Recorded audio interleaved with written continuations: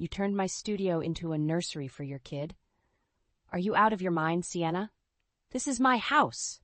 I stared at the pastel-colored walls, the crib, the changing table, all of it replacing cherished art supplies and canvases. My sanctuary, my creative space, had been invaded and transformed without my consent. Sienna stood there, arms crossed, a smirk playing on her lips. Oh, come on, Natalie, it's not like you were using it anyway, and little Olivia needs her own room. My blood boiled. How dare she make decisions about my home, my life? I had raised my son Ethan in this house. I had poured my heart and soul into every brushstroke, every piece of art created within these walls, and now my daughter-in-law had the audacity to dismiss it all. Using it? This is my studio, Sienna. My work, my passion. You had no right to do this without even asking me. I could feel my voice rising, my hands trembling with anger. Sienna rolled her eyes. Passion? Please. It's just a hobby, Natalie. It's time you focus on what really matters. Family. Olivia needs her grandmother, and you need to be more involved. I couldn't believe what I was hearing. Involved? They barely let me see my granddaughter as it was. Ethan and Sienna only reached out when they needed something like free childcare or a place to stay. I am involved, Sienna, but I also have my own life, my own dreams. You can't just barge in here and take over. Sienna's eyes narrowed. Dreams? At your age? It's time to grow up, Natalie. This house is too big for just you. It's perfect for raising Olivia, and you should be grateful we're keeping you in her life.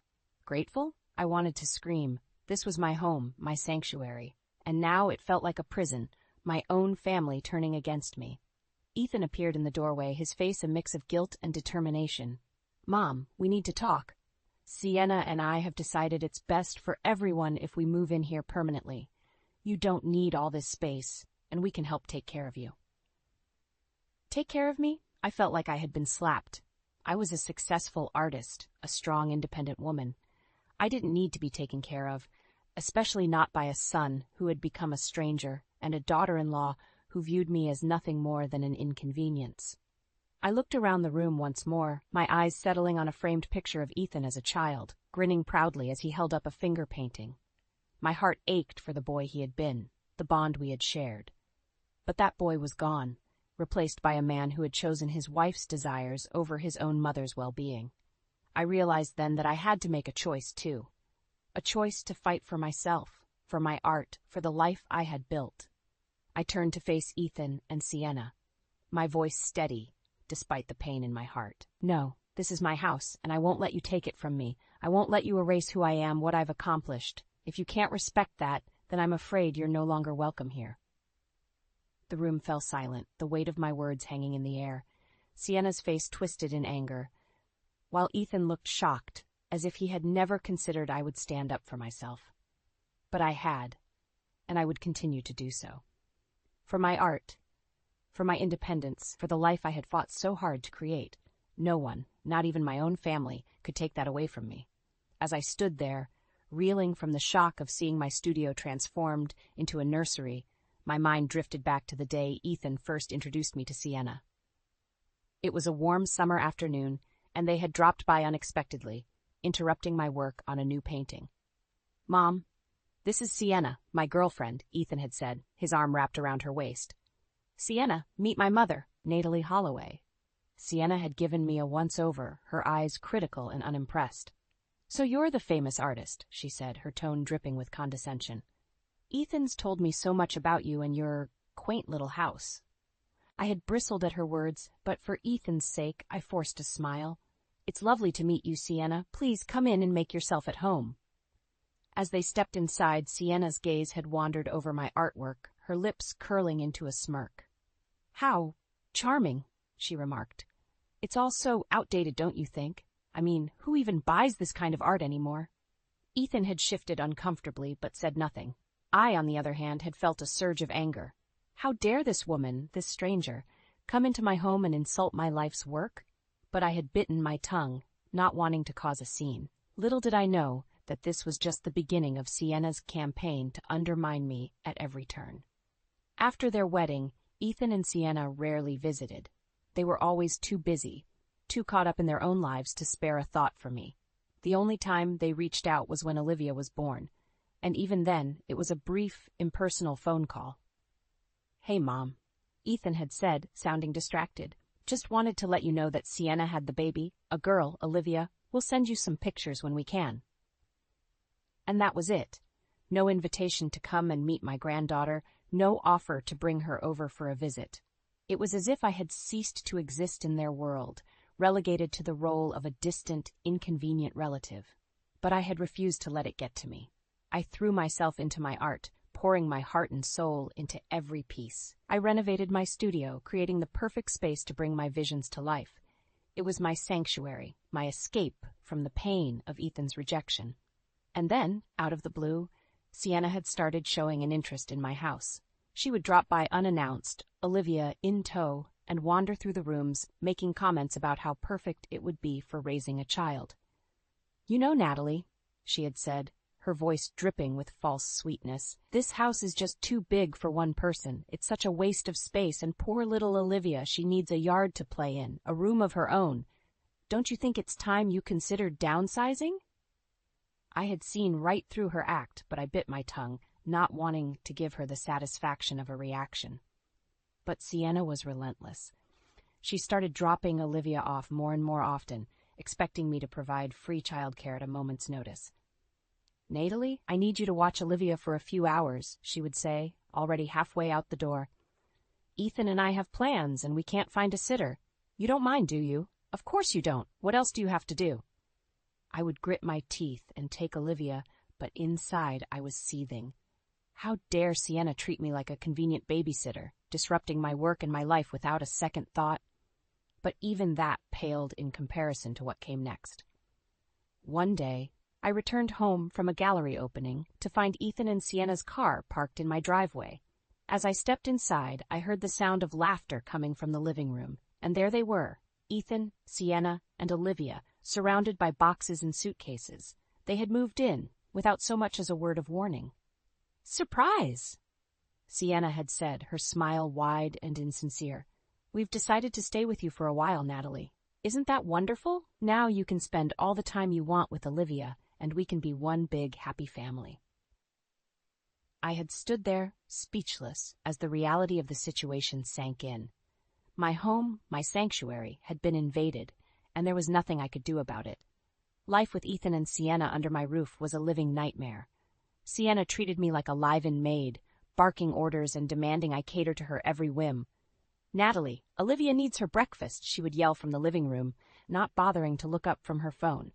"And make sure it's organic, none of that processed junk."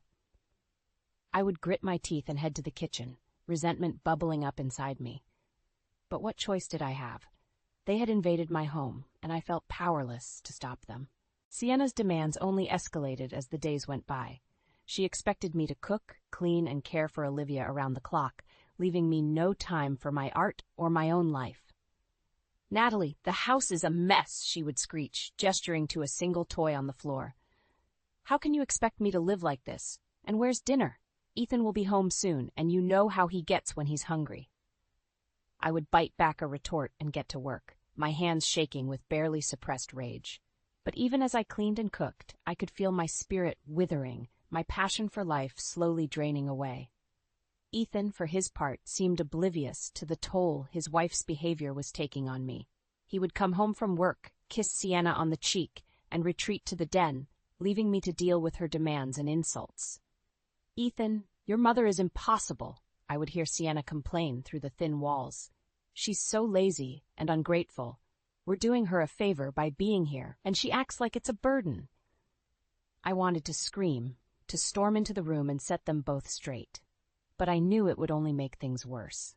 So I stayed silent, my anger and frustration growing with each passing day. To escape the constant chaos, I started spending more and more time at my studio. It was the only place I felt truly at peace, surrounded by my art and my memories. But even that small comfort was short-lived. One evening, after a particularly grueling day of catering to Sienna's demands, I returned home to find my studio door ajar. My heart racing, I pushed it open, only to be met with a sight that made my blood run cold. The room had been completely transformed, my art supplies and canvases replaced by pastel walls and a crib. "Surprise," Sienna said, appearing behind me with a smug grin. "We thought it was time Olivia had her own room, And your studio was just going to waste. Don't you love it? I stared at her, my mouth agape. My art, my supplies, where are they? Sienna waved a dismissive hand. Oh, I had Ethan throw all that junk out. It was just taking up space and you're not using it anyway. Besides, it's time you focused on what really matters. Family. I felt like I had been punched in the gut. My art, my passion, my very identity, all of it had been erased, thrown away like garbage. Ethan appeared in the doorway, his expression a mix of guilt and determination. Mom, we need to talk. Sienna and I have been thinking, and we've decided it's best if we take over the house permanently. You don't need all this space, and we can take care of you. Take care of me? I wanted to laugh. More like control me, erase me, strip away everything that made me who I was. But as I looked at their faces, so smug and self-assured, I realized that arguing was futile. They had made up their minds, and nothing I said would change that. So I did the only thing I could. I turned and walked away, my heart breaking with every step. I had lost my home, my art, and now it seemed my very sense of self. But even as despair threatened to overwhelm me, a small spark of anger flickered to life in my chest. They may have taken everything from me, but I refused to let them break me. Somehow, someway, I would find a way to reclaim my life and make them pay for what they had done. I stormed out of the house, my heart pounding with rage and disbelief. How could they do this to me? My own son and his wife, treating me like a servant in my own home, destroying the one thing that brought me joy and purpose. I walked for hours, my feet carrying me aimlessly through the streets. I had nowhere to go, no one to turn to. My entire life had been upended, and I felt lost and alone. As the sun began to set, I found myself standing outside a familiar door. It was the home of my oldest friend, Laura, a successful lawyer who had always been there for me through thick and thin. I hesitated for a moment, my pride warring with my desperation. But as I raised my hand to knock, the door swung open, and Laura stood there, her eyes wide with concern. Natalie? What's wrong? You look like you've seen a ghost. I opened my mouth to speak, but no words came out. Instead, a sob tore from my throat, and I collapsed into her arms, my body shaking with grief and exhaustion. Laura held me as I cried, stroking my hair and murmuring words of comfort. When I finally pulled away, she led me inside and sat me down on the couch, pressing a mug of hot tea into my hands. Tell me everything, she said, her voice gentle but firm, and so I did. I told her about Sienna's cruelty, about Ethan's betrayal, about the destruction of my studio and the theft of my home. I poured out all the pain and anger I had been holding inside, my words tumbling over each other in a rush of emotion. When I finished, Laura was silent for a long moment, her brow furrowed in thought. Then she leaned forward, her eyes blazing with determination. Natalie, listen to me. What they did to you is unforgivable, but you can't let them win. You have to fight back. I shook my head, my voice trembling. How? They've taken everything from me. I have nothing left. Laura smiled, a fierce, predatory grin that sent a shiver down my spine. That's where you're wrong. You have the law on your side. She stood up and walked over to her desk, rifling through a stack of papers. I've been doing some research, and I think I've found a way to get your house back. Legally, they have no right to be there without your consent. My heart leapt with hope, but I quickly tamped it down. But Ethan, he's my son. I can't just kick him out on the street. Laura's expression softened, but her voice remained firm. Natalie, I know you love your son, but he made his choice when he sided with Sienna over you. He needs to face the consequences of his actions. She handed me a sheaf of papers, her eyes glinting with determination. Sign these, and we can start the process of evicting them from your home. It won't be easy, but I'll be with you every step of the way. I stared at the papers, my hands shaking. Could I really do this? Could I turn against my own flesh and blood, even after everything they had done to me? But as I thought of Sienna's smug face, of the callous way she had destroyed my studio and my life, I felt a surge of anger and resolve. They had brought this on themselves, and I refused to be a victim any longer. I took the pen from Laura's hand and signed my name with a flourish. Let's do this, I said, my voice steady and strong. Laura grinned, her eyes sparkling with mischief. That's the Natalie I know and love. Watch out, Sienna and Ethan. The tables are about to turn.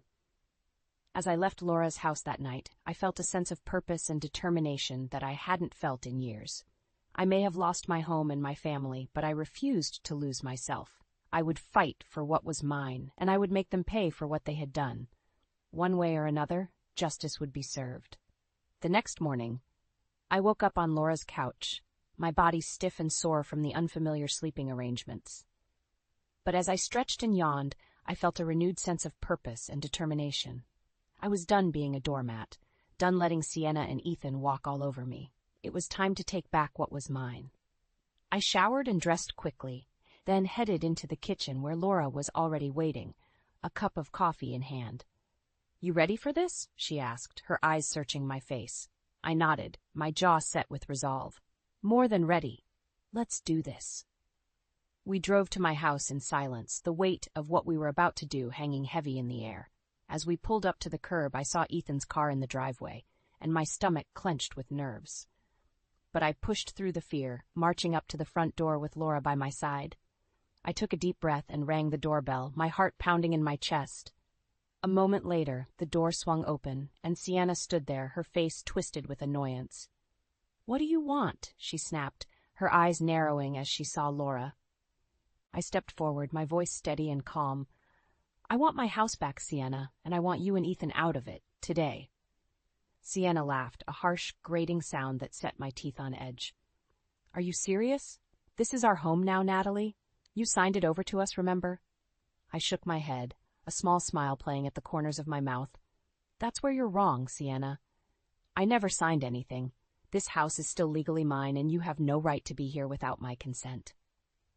Sienna's face paled, and she took a step back, her eyes darting to Ethan, who had appeared behind her, his expression wary and uncertain. "Mom, what's going on?" he asked, his voice hesitant. I turned to him, my heart breaking even as I spoke the words. "I'm sorry, Ethan, but I can't let you and Sienna continue to treat me this way. You need to leave, both of you. Now." Ethan's face crumpled, and for a moment I saw a flicker of the little boy he had once been, the one who had loved me unconditionally. But then his expression hardened, and he shook his head. "We're not going anywhere, Mom. This is our home now, and you can't make us leave." Laura stepped forward, her voice cold and professional. "Actually, she can. I have a court order here that says you and Sienna are to vacate the premises immediately. If you refuse, we'll have no choice but to call the police." Sienna's face twisted with rage, and she lunged forward, her hands clawed like talons. "You bitch!" she screeched, her voice shrill and ugly. "You can't do this to us. We're family." I stepped back, my heart hammering in my chest. But Laura was already moving, placing herself between me and Sienna like a human shield. "Family doesn't treat each other the way you've treated Natalie," she said, her voice like steel.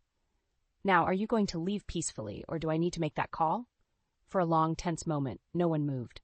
Then Ethan's shoulders slumped, and he turned to Sienna, his voice low and defeated. "Come on, Sienna, let's just go. It's not worth it." Sienna's face contorted with fury, but she allowed Ethan to lead her away, slamming the door behind them with a final vicious curse.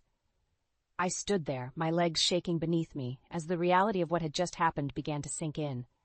I had done it. I had taken back my home, my life, my dignity. But even as relief washed over me, I felt a pang of sadness for what I had lost. My son, my grandchild, the family I had once dreamed of having. Laura's hand on my shoulder brought me back to the present, and I turned to her, my eyes brimming with tears. "Thank you," I whispered, my voice choked with emotion. "I couldn't have done this without you." Laura smiled, her eyes soft with understanding. "That's what friends are for, Natalie. Now let's get this place cleaned up and start putting your life back together. One step at a time." As we set to work, clearing out the remnants of Sienna and Ethan's brief occupation, I felt a sense of hope and possibility that I hadn't felt in years. I may have lost my family, but I had found myself again. And that was worth more than any house or studio could ever be. The days turned into weeks, and the weeks into months. I threw myself into my art, pouring all my pain and anger onto the canvas. But even as I lost myself in the work, I couldn't shake the sense of loss and betrayal that haunted me. Ethan and Sienna had taken more than just my home and my studio.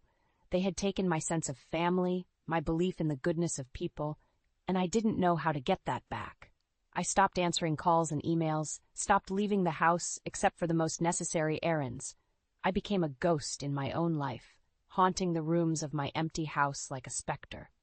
But then one day, everything changed. I was in the kitchen making a cup of tea when the doorbell rang. I froze, my heart pounding in my chest. I wasn't expecting anyone, and the thought of facing another human being filled me with dread. But something compelled me to answer the door, some deep-seated instinct that told me this was important. I opened the door to find Laura standing there, her face grave and serious. "Natalie, we need to talk."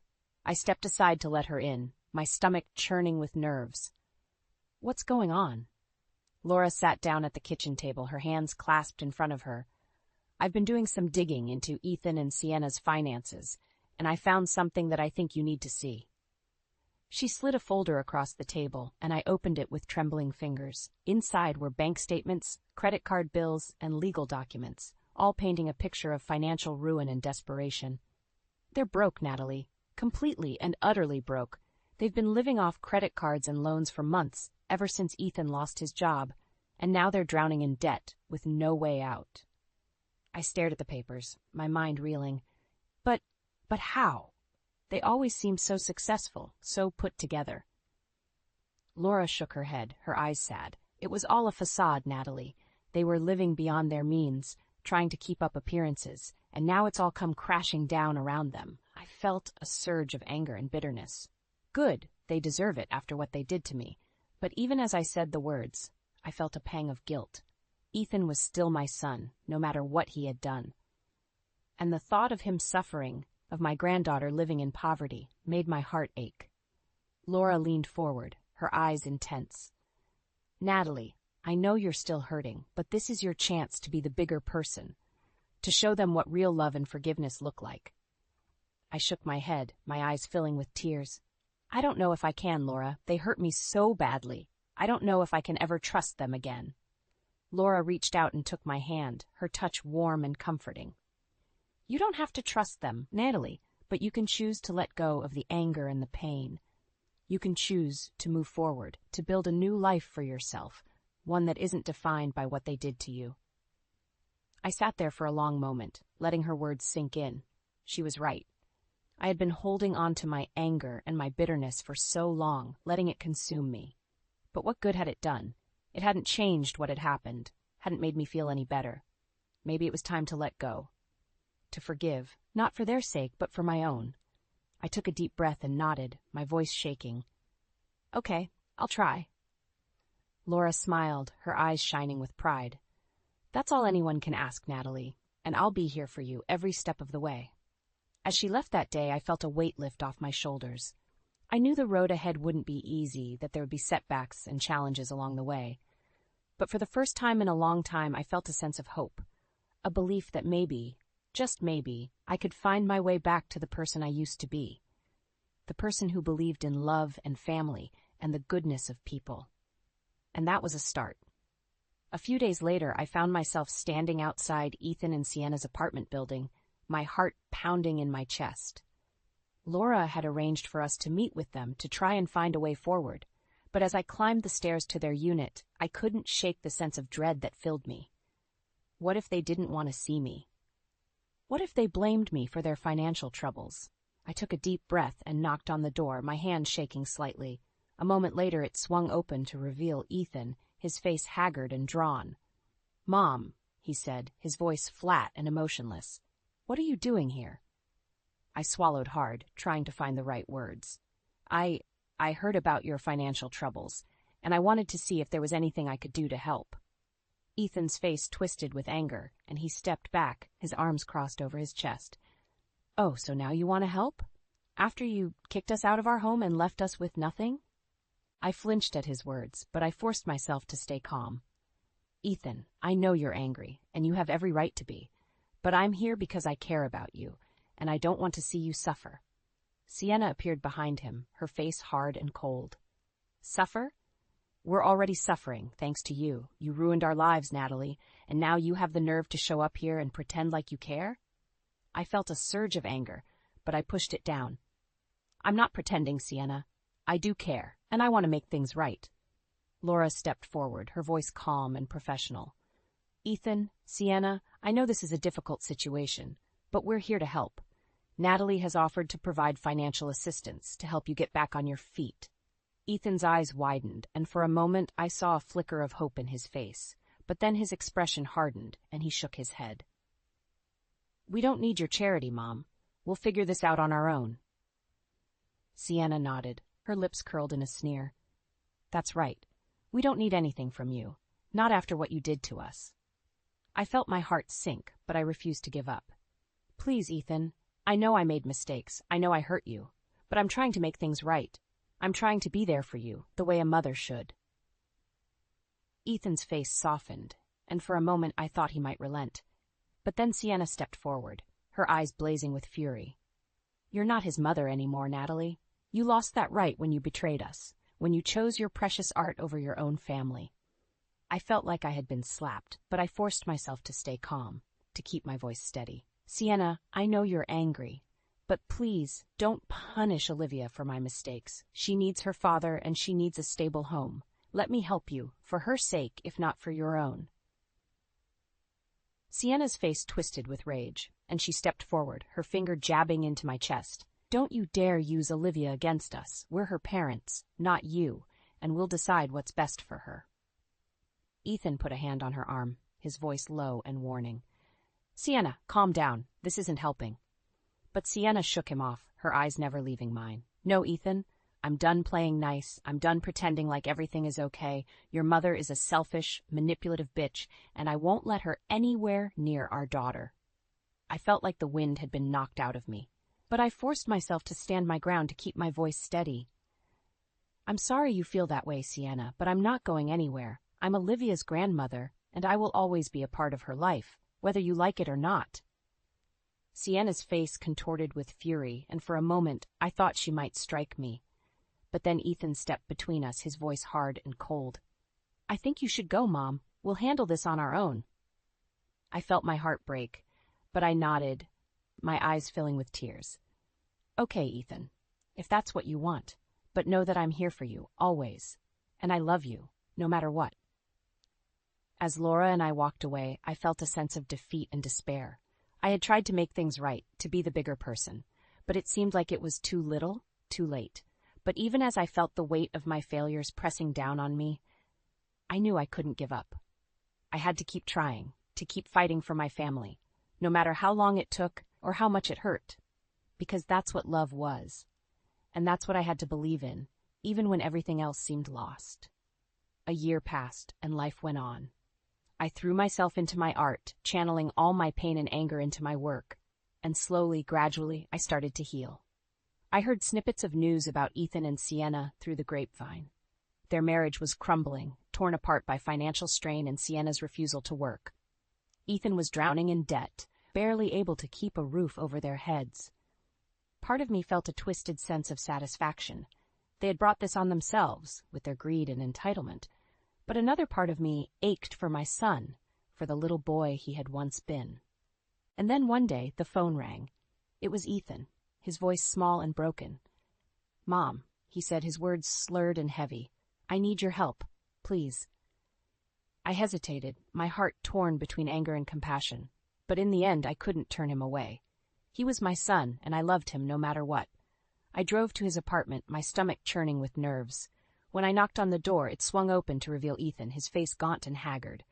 Mom, he said, his eyes filling with tears. I'm so sorry for everything. I stepped inside, my heart breaking at the sight of their tiny, cramped apartment.